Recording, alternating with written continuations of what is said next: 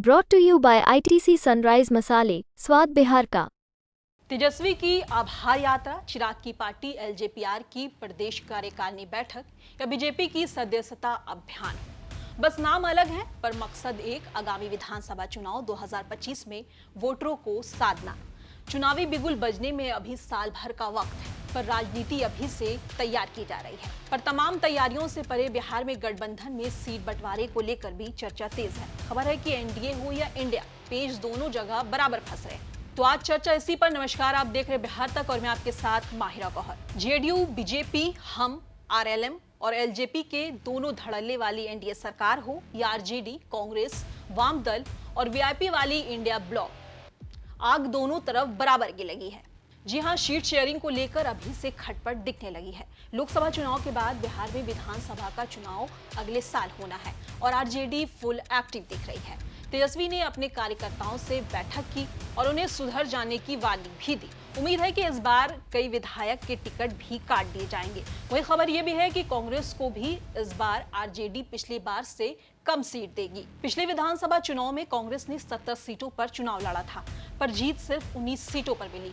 कांग्रेस के खराब प्रदर्शन को देखते हुए आरजेडी इस बार पिछली बार की तरह ज्यादा सीट देने के मूड में तो नहीं दिख रही। ऐसे में कांग्रेस को लेकर ये जानकारी भी सामने आ रही है कि हो सकता है आगामी विधानसभा चुनाव में कांग्रेस अलग चुनाव लड़ सकती है। वहीं इंडिया ब्लॉक के एक और गठबंधन यानी मुकेश सहनी की पार्टी वीआईपी की बात करें तो बीच में इसको लेकर भी खबरें तेज थी कि मुकेश सहनी जेडीयू और बीजेपी दोनों के संपर्क में हैं। खबर तो ये भी थी कि लालू चिराग को अपने पाले में लाना चाहते हैं। पर अब जरा एनडीए के खटपट के बारे में भी जान लीजिए। एनडीए में एलजेपीआर के नेता चिराग पासवान का तेवर किससे छुपा हुआ है?